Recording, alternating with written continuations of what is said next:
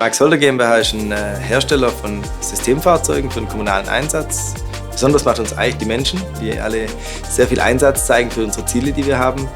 Kombiniert mit dem wirklich tollen Produkt haben wir insgesamt hier sehr gute Voraussetzungen, um fast alles erreichen zu können.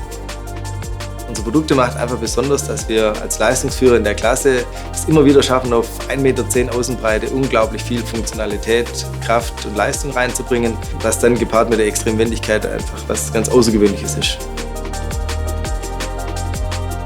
Früher hatten wir 3 Montagelinien für die 3 verschiedenen Baureihen. Für den neuen Standort war es das große Ziel, alles auf einer Linie zu fertigen, um eine Linie gleichmäßig auslasten zu können. Die größte Herausforderung war, die ganze Zeiten aufzunehmen und die dann wirklich auszutakten. Und da konnten wir relativ schnell feststellen, dass wir es nur mit digitaler Hilfe hinbringen.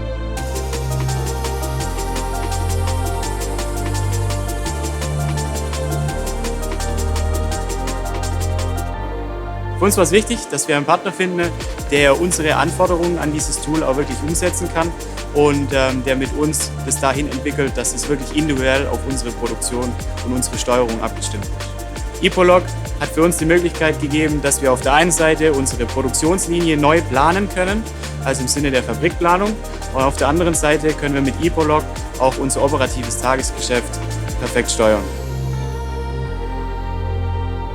Wir haben erstmal mit der Datengrundlage gestartet, um Ipolog eben mit den entsprechenden Daten auch gut füttern zu können und um hier überhaupt eine gute Planung erstmal zu ermöglichen.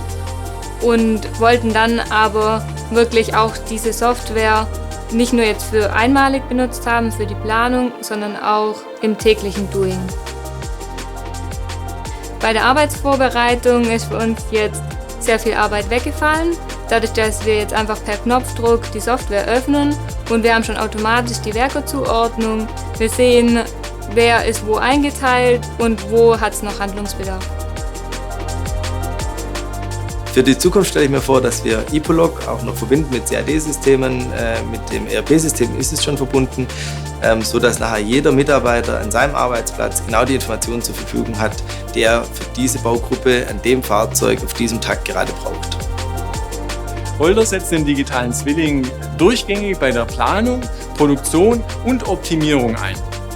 Gerade durch den Umzug in die neue Fabrik hat Holder die Herausforderung, seinen Produktionsprozess neu zu planen und noch komplexere Varianten entsprechend umzusetzen.